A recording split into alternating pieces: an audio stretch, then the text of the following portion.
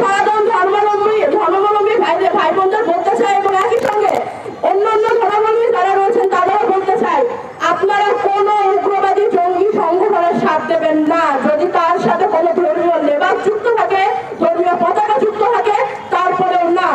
আমরা যখন আইএসএস আল কায়েদার মতো জঙ্গি সংগঠনগুলোর বিরুদ্ধে কথা বলি, মৌলবাদীদের বিরুদ্ধে কথা বলি, তখন একই সাথে ভারতের হিন্দুত্ববাদী রাজনীতির প্রভাব যেন বাংলাদেশে না পড়ে সেই জন্য আমরা কথা বলবো। যে কোনো ধরনের উগ্রবাদ মানেই জঙ্গি। জঙ্গি কোনো লেবাসে হয় না, জঙ্গি কোনো বক্তব্যে হয় না, জঙ্গি হয় মননে, জঙ্গি হয় বিশ্বাসে, জঙ্গি হয় চিন্তা এবং কর্মে। যারা উগ্রবাদী কাজকর্ম করবে বাংলাদেশের বুকে তারাই জঙ্গি। আর মিডিয়ার ভাইরা আমার সামনে উপস্থিত আছেন, আমি আপনাদের বলতে চাই, আপনাদের একটি শব্দ এদিক ওদিক করা, একটি বিরাম চিহ্ন এদিক ওদিক করার মাধ্যমে আপনারা ন্যারেটিভ পাল্টিয়ে দিতে পারেন। আমি না বলতেছেন গতকাল থেকে ডেইলি স্টার এবং সময় টিভিকে আমি এই ধরনের কার্যকলাপ করতে দেখেছি।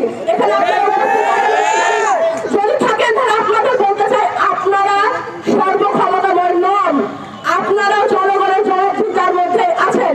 আপনারা জনবিরোধী কর্মকাণ্ড টিআরপির জন্য করা বন্ধ করুন, নয়তো আপনাদের বিরুদ্ধে জনগণ ফুসে উঠবে।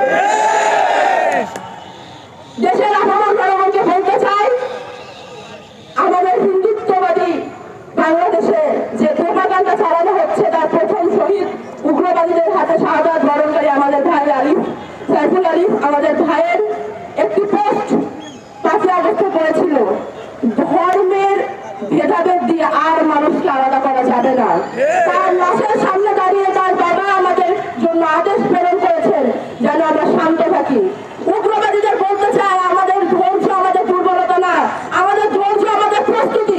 আপনারা আরো কঠোর মোকাবেলা করে প্রস্তুত থাকেন যদি না আপনারা এখনই পিছু হটেন। আর ভারতকে বলতে চাই, বাংলাদেশের লাশ গুনে গুনে ভোট কাউন্ট করা এটা বন্ধ করতে হবে।